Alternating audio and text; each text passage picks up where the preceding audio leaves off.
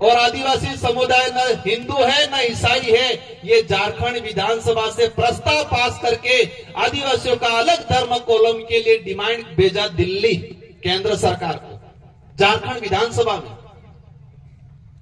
JJM की सरकार थी, लेकिन विपक्ष में कौन था?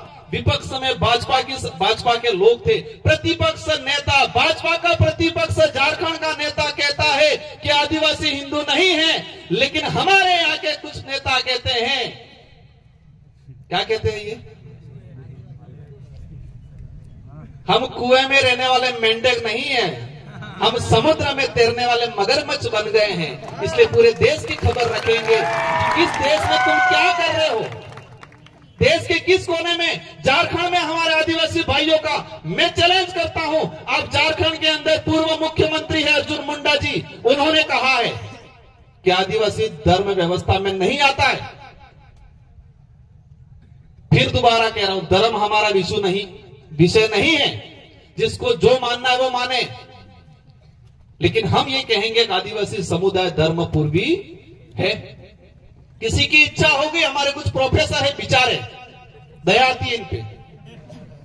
2018 में हमारी पार्टी से चुनाव लड़े, कुछ नेताओं के गुंडों ने उनको बहुत ठोका, उनके हाथ पैर तोड़ दिए, उनकी अंगुलियां तोड़ दी। आज भी अंगुली टेढ़ी है, देखना। हाँ, और मुझे लगता है उसी दिन पे दिमाग पे भी चोट आई है उनके, ऐसा लग रहा है। एक हमारे प्रोफेसर थे, 2023 में गढ़ी से विधानसभा चुनाव लड़े, चुनाव हार के बाहर निकले, एक नेता के परिवार वालों ने रगड़ रगड़ के धोया रोड पे। सही बात है कि?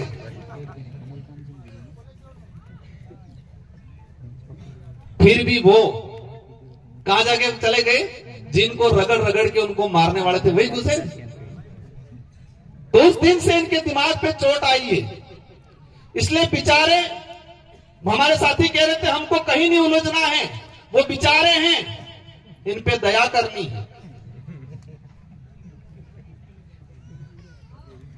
समाज क्या सोचता था आप अपने अस्तित्व के लिए? एक प्रोफेसर साहब कुछ पहले दिन तो कह रहे थे कि आदिवासी किसी धर्म में नहीं आता है, और आज कह रहे हैं कि वर्ण व्यवस्था में। आप मानो कोई दिक्कत नहीं, आप सूत्र में जाके मानो, हमें कोई दिक्कत नहीं है, आपको अच्छा लग रहा है जो धर्म मानो, हम विरोध नहीं कर रहे। यहां पर भी जो बैठे हम किसी को ये पाबंद नहीं कर रहे, जिसको कि इस देश का संविधान आजादी देता है प्रत्येक व्यक्ति को। आज देश के अंदर हम देख रहे हैं ये सारा खेल है दिमाग का। कुछ विचारधारा ने ये किया, आदिवासी समुदाय को इनको कमजोर करना है, दलित को कमजोर करना है, माइनॉरिटी को कमजोर करना है, तो उनको आपस में लड़ाओ। और आपस में लड़ाने का एक साधन देखा उन्होंने, धर्म। मानसिक गुलामी सबसे बड़ी गुलामी होती है। और मैं कई बार कहता हूं, मानसिक विकलांगता, एक आदमी आथे की पोख की विकलांग रहे, आपने देखा है विकलांग है, देखा नहीं देखा है, और एक दिमाग थे की विकलांग कहवाए, ये देखा है आपने? नहीं देखा है। तो कुछ विचारधारा आरएसएस जैसे संगठनों ने हमारे समाज के कुछ लोगों को दिमागी रूप से विकलांग करके छोड़ दिया है। और जो दिमाग से विकलांग है, ये हम में सब डहा बुजुर्ग लड़वा में बड़द बुजुर्ग, ये उदाहरण मैं बार बार देता हूं, उसको आज भी दूंगा मैं, क्योंकि क्वाक बड़द अभी के तवे लाट ले। अपने जब बारिश का समय आता है तो पेलो डाहो थोड़ो खाइन काटो था, अपने ये बड़ा दिन के डाहो कई बड़द, अब काटो थाइन पसे डहा डहा बड़द बड़द लड़ाई सी केक तेने हेंगड़ो भांगे कि नहीं भांगे।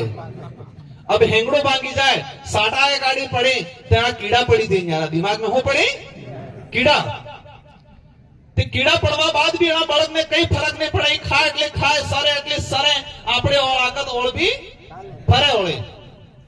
लेकिन घर तणी विचार करता है, मालिक विचार करता है कि मेरे बड़द के दिमाग में कीड़े पड़ गए हैं, कल उठा के इस बड़द को नुकसान होगा, इस बड़द का इलाज कराना पड़ेगा। फिर डॉक्टर ढूंढता है, वो फिर डॉक्टर लाता है, उस बड़द को व्यवस्थित जो काटो रोकड़ू में मादी नहीं बादी, खोटे मादी बराबर बेचा टाचा है, खोटे मादी हिंगड़ो मादी पसे डॉक्टर ने हाथे डॉक्टर बराबर पेल ने सफाई करे, कीड़ा काढ़े, वो डॉक्टर बड़द बेल में पोगे ठेके कीड़ा काढ़ी पसे दवाई नाखे फिर दूसरो करे अंदर पैक करे, बड़द बेल में पोगे ठेके, ठीक है कि ठीक है।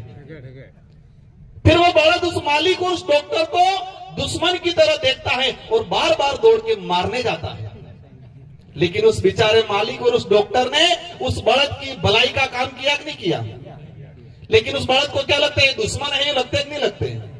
तो हम भी, हमारे समाज के कुछ लोग दिमागी रूप से विकलांग हैं, उनके दिमाग में हमारी विचारधारा की दवाई डाल डाल के, हमारे विचारधारा की दवाई डाल डाल के, रूट डाल डाल के इलाज करते हैं। तो पहला बड़द वजन ठीकी ठीकी हम आवी नहीं आवी।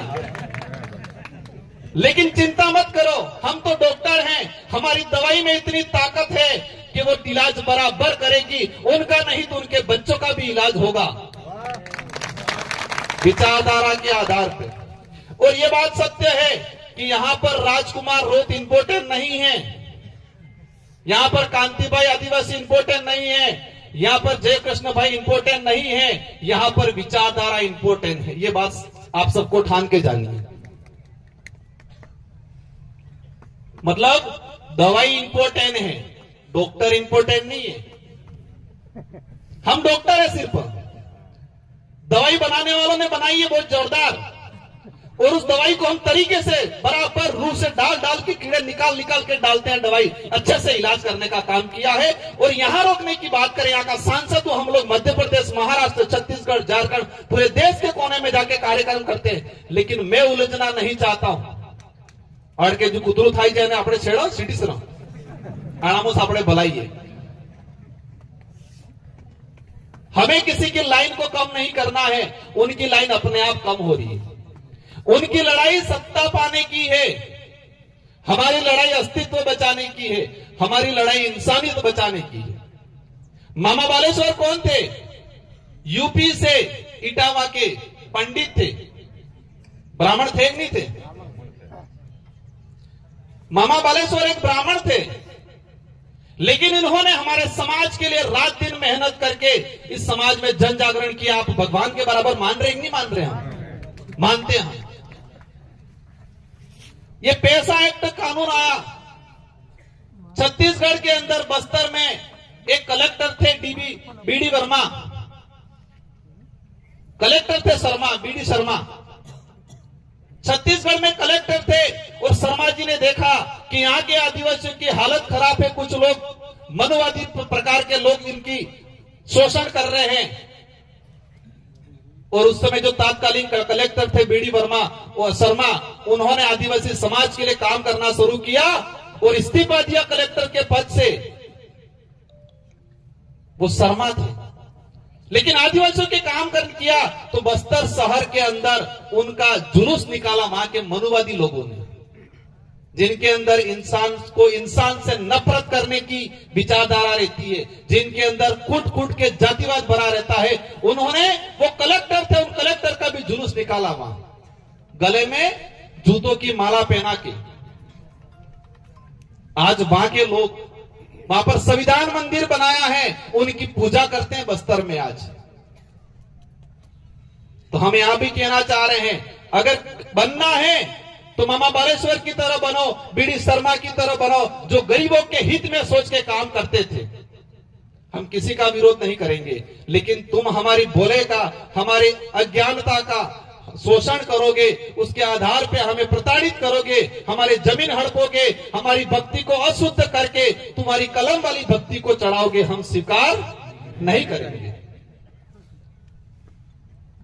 इसलिए साथियों, ये लड़ाई आने वाली पीढ़ी को लेकर लड़ रहे हैं। और आदिवासी समुदाय ऐसा है कि आज तक किसी भी गरीब व्यक्ति का शोषण नहीं किया है। 1000 घर आदिवासी रहेगा, एक कोने भी पंडित जी या कोई भी समाज का आदमी एक सिंगल घर होगा, आदिवासी समुदाय उसकी रक्षा करेगा, उसको परेशान नहीं करेगा। लेकिन देश के कोने में यह स्थिति है कि दूसरे समाज का बाहुल्य क्षेत्र है और हमारा गरीब आदिवासी दलित का अगर घर है तो वो रात दिन शोषण करने की सोचते कि नहीं सोचते? देश के इतिहास में उठा के देख लो, आदिवासियों के राजा रहे, महाराजा रहे, लेकिन आदिवासियों ने किसी का शोषण नहीं किया आज, ये हमारे खून में है। इतना दयालु समाज, इतना भोला समाज, इतना सच्चा समाज। हम देख सकते हैं महाराणा प्रताप को कंधे से कंधा मिला के साथ दिया कि नहीं दिया। महाराणा प्रताप की माता जब पानरवा में छोड़ के चले गए थे, वो कहां छोड़ के चले गए थे? पानरवा में, राणा पूजा के वहां। उनकी सुरक्षा राणा पूजा हमारे भीलों ने की थी महाराणा प्रताप की मां को। और महाराणा प्रताप के साथ उनके भाई थे शक्ति सिंह और जगमाल। महाराणा प्रताप के सगे भाई थे शक्ति सिंह और जगमाल। उन दोनों भाइयों ने भी उनके साथ नहीं दिया और वो भी अकबर की गोद में जाके बैठ गए थे। साथ देने का काम हमारे भीलों की सेनाओं ने, पठानों की सेनाओं ने किया था। और आज कुछ लोग कहते हैं हम महाराणा प्रताप के वंशज हैं, लेकिन जिस महाराणा प्रताप को जिन समाज ने साथ दिया था और राणा प्रताप से महाराणा कहलवाने का काम किया, उनके से शोषण करने की बात करते हैं। मेरी नजर में वो नहीं हो सकते उनके खून। मानना है कि नहीं मानना इस बात को? महाराणा प्रताप की माताजी का, उनके पूरे परिवार की रक्षा करने का काम किया। दो सगे भाई थे, जगमाल और शक्ति सिंह, दोनों चले गए अकबर के पास, मान सिंह की तरफ से लड़े। ये समाज रहा हुआ हमारा, सबको साथ में लेके चलना है, चलने का आज तक काम किया है, लेकिन शोषण हमारा किया है। और सबसे ज्यादा किया है इन राजनीतिक पार्टियों की गुलामी करने वालों ने, लोगों ने हमारा शोषण किया है आज तक। आरक्षण बेचा आज काकरी डूंगरी, आज ही के दिन घटनाक्रम हुआ, बैठे कुछ साथी आए हुए पीछे, कुछ नेताओं ने जानबूझ के उकसा के वहां मामला बिगाड़ा और मामला बिगाड़ के हमारी 1167 जो सीटें बेरोजगार साथी थे उनकी छीनने का काम किया। बोला बागी दौड़ है बेटा आहे कि शुरुआत रणेश की थी, हद पे रोड माते उतरी। बेचारे बोले वाले कुछ दिक्कत नहीं, आज सही है। वो रिकॉर्डिंग भी मेरे पास पड़ी है, आप सड़क पे उतर जाओ, मैं बैठा हुआ हूं। ये किसी नेता ने उस समय कहा था और बोले वाले लड़के बेचारे हमारे बागीदोरा के सड़क पे उतर गए, दंगा करवाया। वही चीज आज करने की सोच रहे थे। यहां पर समाज को समाज हमारे बोले वाले जो बोला महाराज बापड़ा आनंद मौर्य का मुगली दिखा। हमें भक्ति करनी है, भक्ति और धर्म में भी अंतर है।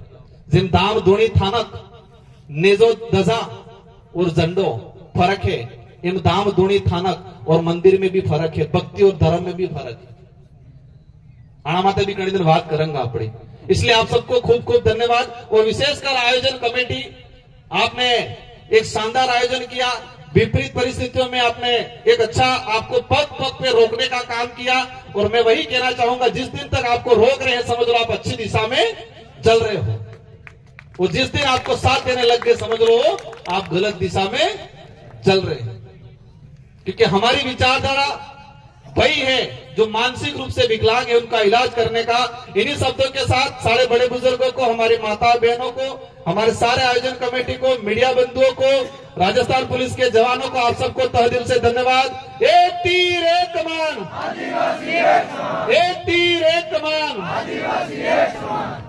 बोलिए मामा बालेश्वर की, बोलिए गोविंद गुरु महाराज की। आप सबको धन्यवाद। जय भारत, जय संविधान, जय भील प्रदेश। 10 मिनट एक बार बैठ जाना एक भजन करके।